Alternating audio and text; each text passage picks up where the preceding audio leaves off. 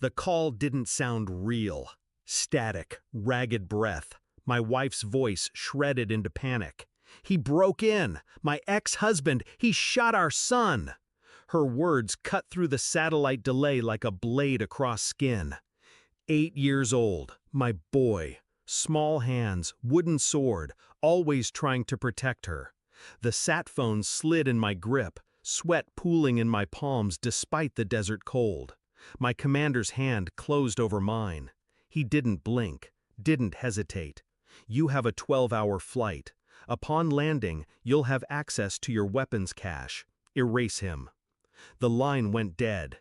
My world shrank to a single pulse. Erase him. The order felt less like command, more like permission. But in the silence that followed, beneath the ringing in my ears, another thought stirred, darker, heavier. Why was her voice shaking with fear of him when she'd always told me he was gone? 12 hours in the dark belly of a transport plane. 12 hours to replay her words, her tone, the details she didn't mean to reveal. Ex-husband. The term should have been past tense. A shadow she'd claimed had disappeared years ago, paper signed, name buried. I had believed her, trusted her. Now it bled into the present tense, sharp and living. He was there, inside our house, inside her voice. My boy tried to protect her, died in the attempt. But why did he know where she lived? Why was he close enough to reach her? The military teaches you to follow suspicion, not sentiment. And the longer I sat strapped into that freezing seat, the more the suspicion grew claws. I imagined her face when she said the word ex. Too quick, too rehearsed. The hesitation wasn't grief, it was calculation. The thought slithered into my chest and stayed there. What if the break-in wasn't random? What if it wasn't forced at all? Back home, the house was still wrapped in crime scene tape, the front window shattered like a dead eye. I didn't step inside. I didn't need to. My focus wasn't on the blood. It was on her. She sat at my mother's kitchen table when I walked in, her eyes red, her voice trembling, but her phone, face down, close to her hand. Grief doesn't guard secrets. Fear does. I kissed her forehead without feeling her skin, sat across from her, watched her twist her ring finger, too bare, too light. "I'll find him," I said. She nodded too quickly, too eager. That night, I accessed her laptop. She'd changed passwords, but discipline teaches patience. Eventually, I found what I was looking for. Emails. Not from years ago. Weeks. Days. Not an ex. A lover. Every word pressed nails into me. "Miss you. When can I see you? He's still overseas. We have time." My son hadn't died protecting her from a stranger. He had died protecting her from the man she let back in. I needed certainty, not rage. Certainty.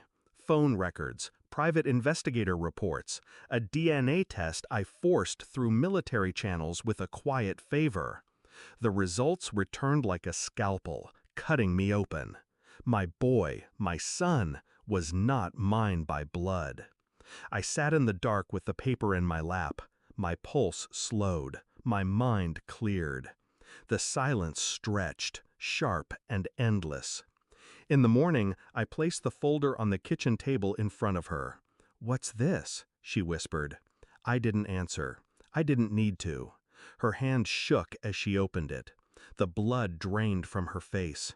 The mask she wore cracked, and the truth spilled through her eyes. "No," she said. "Please, let me explain." I stared at her like she was already dead. I leaned forward, voice calm, almost gentle. I already knew when I got off the plane. She froze. "I knew when you said ex-husband. I knew when you touched your empty ring finger. I knew when you flinched at his name, but not at my son's." Her mouth opened, closed. I slid the folder back toward me, then tucked it under my arm. "This isn't going to the police. It's going to his family. Your secret is theirs now." Her breath hitched, panic breaking through the cracks. "Please, don't." I stood. "You used me. You lied to me. You let my boy die protecting a man who was never a stranger." I didn't raise my voice. I didn't need to. When I walked out, she collapsed in the chair, silent sobs shaking her frame. That was the first time I felt lighter. I never saw her again. Didn't attend the funeral she arranged. Didn't listen to the apologies she left on voicemail. The truth had burned everything clean. He wasn't my son by blood, but he was mine in every way that mattered. His death wasn't fate, it was consequence. And now she lives in that consequence, every day, every night, with no shield, no lies left to stand behind. I didn't need to erase the man. She erased herself. My last memory of her face isn't grief, it's realization. That was enough. I walked away knowing I'd already won.